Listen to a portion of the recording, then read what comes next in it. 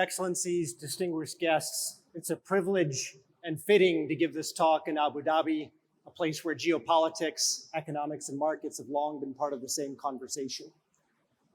You know, for almost 30 years after the fall of the Berlin Wall, investors operated inside a geoeconomic anomaly, the Great Moderation.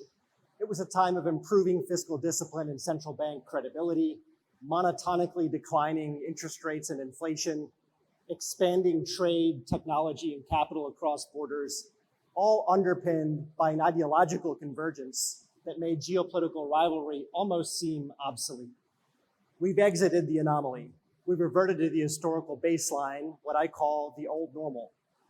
And it's a world defined not by convergence, but by competition, by fragmentation, by shocks.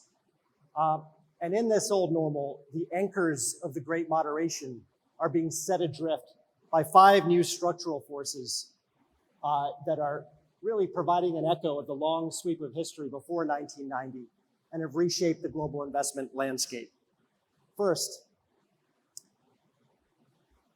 everyone here knows geopolitical competition has intensified to the greatest levels in at least the past 30 years.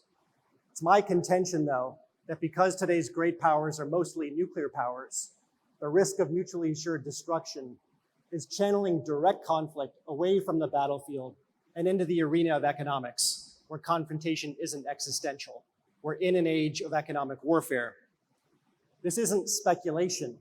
Since 2000, the number of sanctioned entities worldwide has increased tenfold. Trade restrictions have quintupled in the last 5 years alone. And over 90% of advanced economies are now screening exports of sensitive technologies. Second, we live in a world of fiscal dominance. Geopolitical rivalry is expensive, in part to fund record defense budgets and competitive industrial policies. Most leading economies of the world are forecast to run historically large budget deficits through the end of the decade. Meanwhile, geopolitical rivalry is feeding political populism on the left and on the right that produces a general disregard for the deficits it creates. Relatedly, we may be nearing the end of what I call central bank innocence.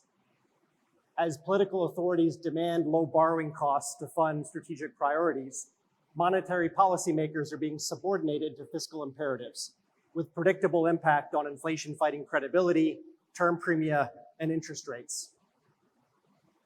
We're seeing a renaissance of industrial policy. These interventions are up 8x since 2008. And governments across the world are recognizing economic security as national security. They're using every tool in their toolkit to better align private sector incentives with strategic interests. The strategic interests are clear: supply chain resilience, supply chain dominance, technological preeminence, energy security, rebooting the defense industrial base. But achieving strategic returns carries an economic price: fiscal costs, the risk of reduced competition and innovation, the danger of political capture and rent seeking, the possibility of a race to the bottom with subsidy wars. We're also in an era of energy insecurity. Energy demand is growing explosively across the world, driven by AI, electrification, the rise of the global middle class. But supply is struggling to keep up amid a maze of bottlenecks. That sets the stage for chronic shortfalls and the weaponization of choke points, ranging from minerals processing, battery chemistries, to oil shipping routes. We're also in a race to the commanding heights of technologies that are foundational for economic growth potential, as well as the global balance of power.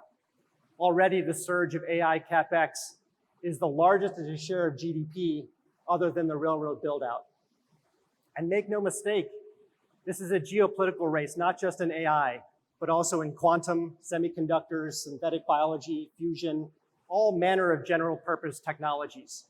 Now, this could lead to a productivity boom across the world that diffuses higher trend growth and gifts financial nirvana to markets. But it could also proliferate controls that entrench smaller technological ecosystems and slow the diffusion and slow the pace of innovation. Time will tell. Taken together, the forces of the old normal, they're reinforcing and they're compounding. They each have a tendency to increase fiscal dominance and to subordinate central banks. They increase barriers and reduce the size of markets. They lower efficiency and raise trend inflation. They'll have a tendency to increase long-term interest rates and steepen yield curves. Gradual non-dollar outperformance, grinding equity bull markets punctuated by violent sudden stops. That's how I see it playing out. And what does it mean for the world? We have to look back to history. History rhymes. The best analog is between 1870 and 1914. It was the first wave of globalization. It was a time like now of dramatic technological change from the railroads, electrification, the telegraph, the telephone. Enormous wealth was concentrated in the hands of a few, but inequality fed populism. Populism fueled nationalism, and nationalism stoked geopolitical rivalry that eventually crumbled the brittle balance of power in 1914. Now, 1914 doesn't have to be our fate. It's a function of our choices. So let me close with a few humble suggestions. First, we've spent hundreds of years crafting a doctrine for the use of military force. At the dawn of a new era of economic competition, it's time for an analogous doctrine for the use of economic force.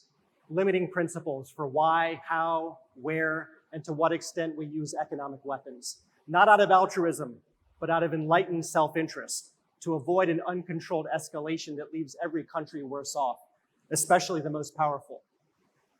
We need a playbook for industrial policy, for positive economic statecraft, one that sets out the objectives of industrial policy, the market failure it's trying to correct, that picks the right intervention to correct the market failure, that harnesses the comparative advantage of allies, that measures strategic success, not financial gain, and also one that has an exit strategy that leaves behind a competitive market structure. We've learned the hard way that when it comes to economic interdependence amid geopolitical rivalry, neither extreme of autarky or hyper-globalization is optimal. We'll have to rebuild the global trade structure from the middle of this continuum and the bottom up with sectoral trade zones that allow partners playing by the same rules to collectively scale up productive capacity. And lastly, the private sector has an enormous role to play. Every economic security vulnerability is a commercial opportunity. Every supply chain that's vulnerable because of a high import dependence on a strategic adversary and with limited domestic production capacity creates a business case. Economic security isn't just a national interest. It's an emerging asset class and a generational opportunity for the private sector to multiply policy tailwinds that are both global and enduring. Just to conclude, 1914 is not a prophecy, it's just a warning. The old normal is back, but the outcome is ours to shape. We can choose to learn from history and to renew and rebuild our bonds. And it's my sincere hope that policymakers and investors in this room collectively choose to do so. Thank you.